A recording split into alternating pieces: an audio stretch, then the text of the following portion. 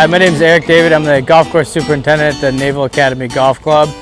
We're an 18-hole facility out on Greenberry Point. I've been the superintendent here for 5 years, and this is a great facility, a great membership.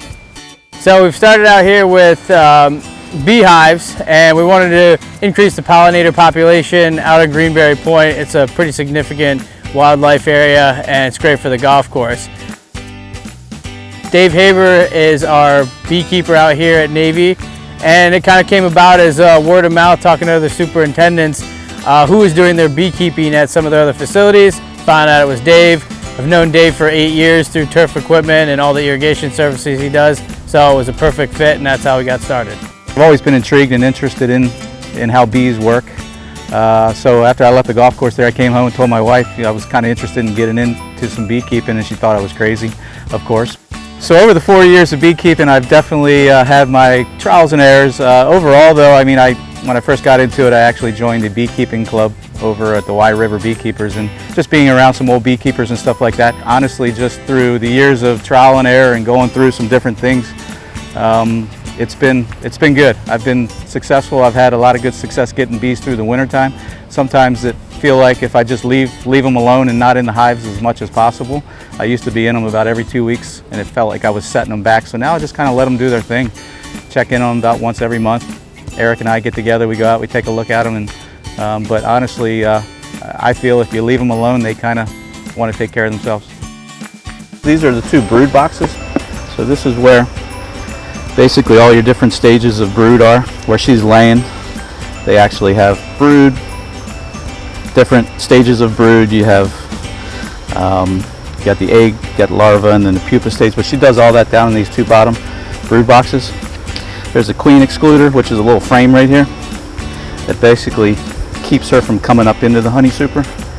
She can't fit through it, so it doesn't allow her to come up and actually, start laying any eggs or anything in the frames that we want to take honey out of. So there's plenty of honey down here in these 2 boxes for them. Typically she'll lay her brood in the 4 or 5 frames in the center, and then they'll put some honey and stuff on the outer edges of it. No, they love it. A lot of people I've noticed already have know people that have beehives or are part of it, so people are really excited about it.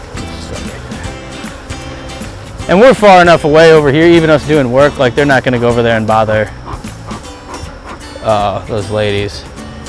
So you want to check? So yeah, we're going to do a little inspection. This is like I said, we're going to look at a couple of these center frames and just make sure we still got she's still laying, we got good brood patterns.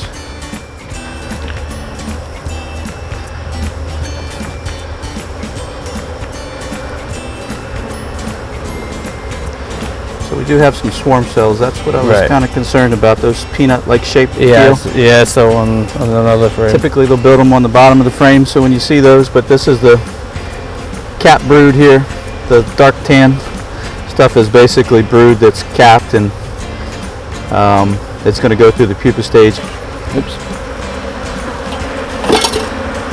Still good pattern though. She's good tight pattern on the brood. She's laying close together as well. You can see, it's all tight. Typically when she's laying and she's a very productive queen, she'll lay a nice tight brood pattern.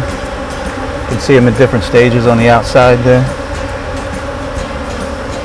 You can see some of the small little milky white brood there that's in there that isn't capped yet.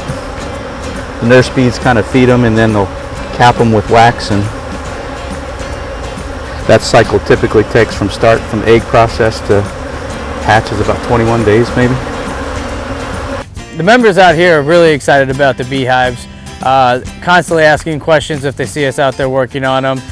Many of them have friends or other people that they know that have beehives. They think it's very cool, and they really love the honey that we get out of it, to sell in the pro shop.